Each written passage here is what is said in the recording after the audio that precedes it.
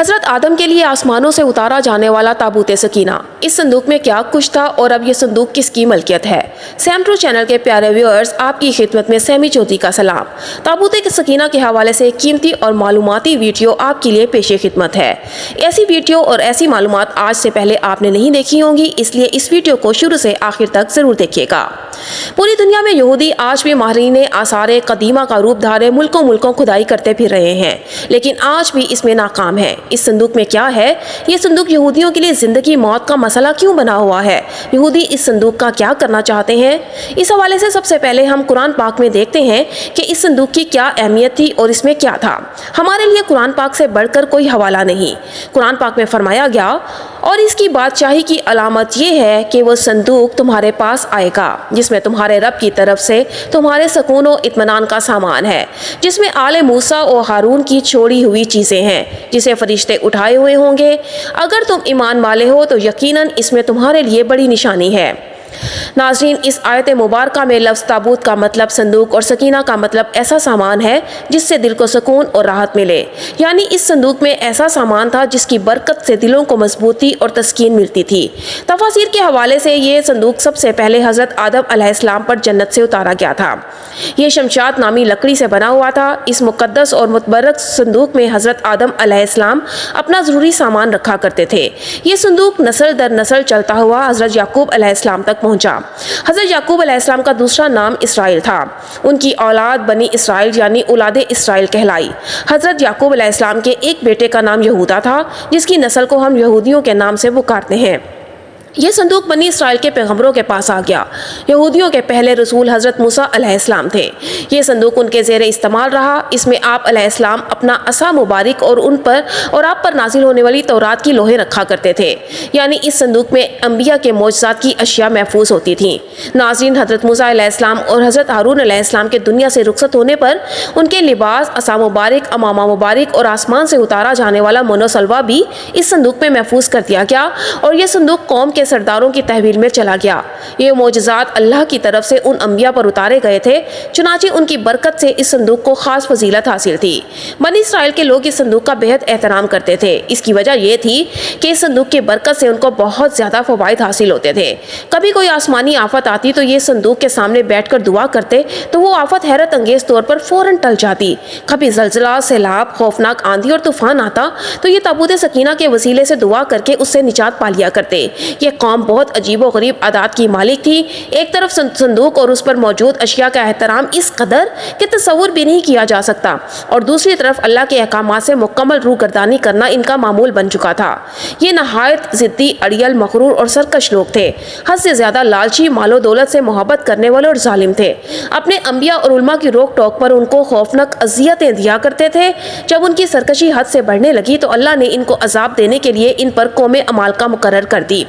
اس قوم کے بادشاہ جالوت نے ان پر انتہائی زبردست دھاوا بولا اور ان کی بستیاں اجاڑ دیں، شہروں کو جلا کر راکھ کے ڈھیر بنا دیا اور ان کا تابوت سکینہ چھین کر ساتھ لے گیا۔ مفسرین کے مطابق اس نے اس تابوت کو گندگی کے ڈھیر پر پھینک دیا۔ تابوت کی اس بے حرمتی پر اللہ کی طرف سے قوم عمالقہ پر اللہ کا عذاب نازل ہوا۔ جس شہر کے گندگی کے ڈھیر پر یہ صندوق پھینکا گیا تھا، اس شہر میں ایک عجیب و غریب سی وبا پھوٹ پڑی، جس کا کسی حکیم، کسی معالج کے پاس علاج نہیں تھا۔ لوگ بہت تیزی سے لقمہ اجل بننے لگے۔ لوگ پریشان ہو کر حاکم شہر کے پاس پہنچے۔ اس نے کاہنوں کو جمع کیا اور ان سے اس عذاب کی وجہ معلوم کرنا چاہیے۔ کاہنوں نے حساب لگا کر بتایا کہ اس عذاب کی وجہ تابوت سکینہ کی شدید بے حرمتی ہے۔ وہ لوگ اس صندوق کو بنی اسرائیل کو کسی صورت میں واپس نہیں کرنا چاہتے تھے، چنانچہ یہ صندوق ایک دوسرے شہر میں پہنچا دیا گیا۔ حیرت انگیز طور پر صندوق پہنچانے کے بعد اس شہر میں بھی وہی خوفناک مرض پھوٹ پڑا اور ہزاروں کی تعداد میں روزانہ انسان مرنے لگے۔ کہا جاتا ہے کہ صندوق کی وجہ سے اس قوم کے 5 شہر مکمل طور پر تباہ ہو گئے۔ مختلف آفات امراض نے اس قوم کو اپنی لپیٹ میں لے لیا۔ اس پر فیصلہ کیا گیا کہ یہ تابوت واپس بنی اسرائیل کو دے دیا جائے۔ صندوق کو ایک بیل گاڑی پر رکھا گیا اور سے شہر سے باہر نکال دیا گیا۔ خدا کی قدرت سے بیل اس صندوق کو لے کر بنی اسرائیل کے ملک کی طرف روانہ ہو گئے۔ دوسری جانب اس زمانے میں بنی اسرائیل میں حضرت شموئیل علیہ السلام محبوس کیے گئے تھے۔ حضرت شموئیل علیہ السلام طالوت کو، جو کہ ایک نیک انسان تھے، بنی اسرائیل کا بادشاہ بنانا چاہتے تھے، جبکہ بنی اسرائیل असर में मामूल सरकशी इख्तियार किए हुए थे, अपने नबी की किसी बात पर अमल करने को तैयार नहीं थे। आखिरकार कौम के सरदारों ने जान छुड़वाने की खातिर हज़रत शुमैल अलैहिस्सलाम से मुतालबा किया कि अगर वो अल्लाह के सच्चे नबी हैं और चाहते हैं कि उनका हुक्म माना जाए तो वो दुआ करें कि उनका कीमती और मुक़द्दस ताबूत सकीना उनको वापस मिल जाए। अगर उनकी दुआ कबूल हो गई तो वो इनकी हर बात तस्लीम कर लेंगे। इस पर हज़रत शुमैल अलैहिस्सलाम के हुक्म रब्बी से उनके साथ वादा कर लिया कि ताबूत सकीना अगले रोज़ सुबह तक खुद ब खुद उनके पास पहुंच जाएगा। इस पर सरदार उनका मजाक उड़ाने लगे, क्योंकि वो कौम अमालका की गज़बनाकी से अच्छी तरह वाकिफ थे और जानते थे कि उनके कब्जे से इस ताबूत का वापस मिलना नामुमकिन था। अगले रोज़ बैलगाड़ी पर लदा हुआ ताबूत सकीना उन तक पहुंच गया, जिस पर हस्बे वादा उन्होंने अपने नबी का हुक्म मानकर तालूत को अपना बादशाह तस्लीम कर लिया। ऊपर वाली कुरान पाक की आयत में इसी वाक़ये का जिक्र किया गया है। ताबूत सकीना दोबारा हासिल होने पर इस कौम के हालात में एक बार फिर बेहतरी आने लगी, लेकिन उनके अमाल वही रहे। फिर हज़रत दाऊद अलैहिस्सलाम का दौर आया। उस वक्त तक ये कौम खाना बदोशों की सी ज़िंदगी गुजारती थी और ताबूत सकीना भी एक खैमा में ही रखा जाता था।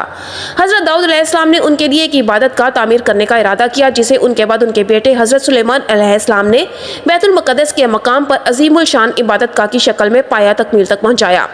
ताबूत सकीना को खैमे से निकालकर इस इबादत गाह में रख दिया गया। इस इबादत गाह के ताबूत सकीना वाले हिस्से में सवाए अंबिया और सबसे बड़े आलिम के किसी को जाने की इजाज़त नहीं थी। हज़रत सुलेमान की वफ़ात के बाद आपकी अंगूठी मुबारक भी इसी ताबूत में महफूज कर दी गई। जब हज़रत ज़करिया अलैहिस्सलाम का ज़माना आया तो उस वक्त तक ये कौम इस कदर गुमराही में डूब चुकी थी कि अल्लाह के पैगम्बरों की तज़लील व तहकीर इनका मामूल बन चुकी थी। इन पर यह जुल्म इनके लिए आम सी बात थी। अल्लाह ताला उनसे सख्त नाराज़ हो गया। ये हज़रत ईसा अलैहिस्सलाम की पैदाइश से 586 साल पहले की बात है कि हज़रत याह्या की मौत के थोड़े ही अरसे बाद इराक़ के बादशाह बख्त नसर ने इसराइल पर बहुत बड़ी चढ़ाई की। इसराइल की ईंट से ईंट बजा दी, लाखों यहूदी जान से गए और लाखों को गुलाम बना लिया। बैतुल मुक़द्दस को मुकम्मल तबाह कर दिया और उसमें रखे ताबूत सकीना को कब्ज़े में लेकर अपने साथ ले गया। ये वक्त बनी इसराइल पर इस तारीख में सबसे कड़ा था। बख्त नसर ने ताबूत सकीना का क्या किया ये आज तक किसी को मालूम नहीं हो सका। ताबूत सकीना हमेशा के लिए यहूदियों से छिन गया।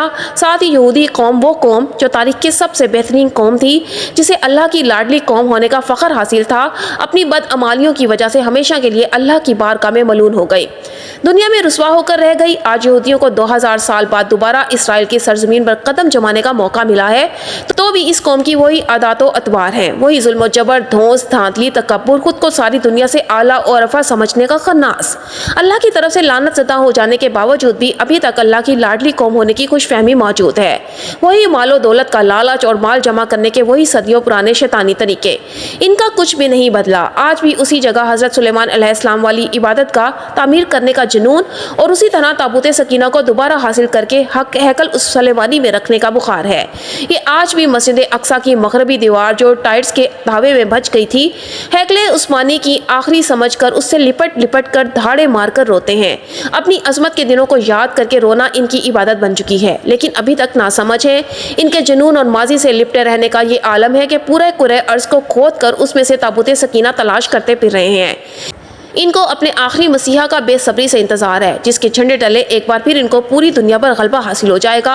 इस एक आंख वाले दजाले अकबर से उनको इस कदर मोहब्बत है कि पूरी दुनिया में उसकी एक आंख की निशानी का प्रचार करते फिर रहे हैं।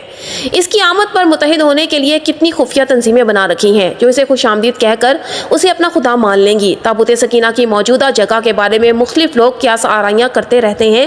इस पर अंग्रेज़, ईसाइयों और यहूदियों ने बड़ी रिसर्च की हैं, लेकिन हतमी तौर पर सारे एक नुक्ते पर मुतफिक नहीं हो सके। लेकिन जो हमें सबसे ज़्यादा करीने कियास थ्योरी लगती है वो ये है कि इस वक्त ये ताबूत या संदूक जो है हज़रत सुलेमान अलैहिस्सलाम के महल में कहीं भी दफन है, जो फ़लस्तीन में आज भी गुम है, जिसको यहूदी काफ़ी अरसे से ढूंढने की कोशिश कर रहे हैं और आए दिन वहाँ बैतुल मुक़द्दस में खुदाई करते रहते हैं। इसके मुतालिक बहुत से नज़रियात हैं और हमारा ख्याल है कि ये ताबूत अब भी हज़रत सुलेमान अलैहिस्सलाम के महल के अंदर ही कहीं दफन है। कुछ के नज़दीक इसको अफ्रीका ले जाया गया। एक मशहूर माहिर आसार कदीमा रॉन वाइट का कहना है कि ये मशरिक़ वुस्ता में मौजूद है। कुछ लोगों के मुताबिक इसको ढूंढने की कोशिश इंग्लैंड के इलाके में करनी चाहिए, जबकि कुछ स्कॉलर्स का मानना है कि यह ताबूत एथोपिया के तारीखी गिरजाघर एक्सम में पड़ा हुआ है। एक और नज़रिया है कि ये बहेरा मुर्दार के करीब एक गार के अंदर कहीं गुम हो चुका है। एक नज़रिया ये भी है कि यहूदियों ने 1981 में इसे हज़रत सुलेमान अलैहिस्सलाम के पहले महल से खुदाई के दौरान निकाल कर कहीं नामालूम जगह पर मुंतकिल कर दिया है, जबकि खुदाई करने वाले यहूदियों का कहना था कि वो इस संदूक के بالکل قریب پہنچ گئے تھے، لیکن اسرائیلی گورنمنٹ نے مسلمانوں اور عیسائیوں کے پریشر میں آ کر اس کی کھدائی پر پابندی لگا دی تھی، اس لیے انہیں یہ کام نامکمل چھوڑنا پڑا۔ بہرحال ان کی کوششیں جاری ہیں، لیکن تاحال انہیں ناکامی کا سامنا ہے اور حتمی طور پر کچھ بھی نہیں کہا جا سکتا کہ یہ تابوت کہاں ہے۔ تو پیارے ویورز، یہ تھی تابوت سکینہ کی کہانی۔ امید ہے آپ کو یہ ویڈیو اچھی لگی ہوگی۔ چینل کو سبسکرائب کر دیجیے گا، ویڈیو کو لائک اور شیئر کرنا بھی مت بھولیے گا۔ اس کے ساتھ ہی اپنی ہوسٹ سیمی چودھری کو اجازت دیجیے۔ اللہ حافظ۔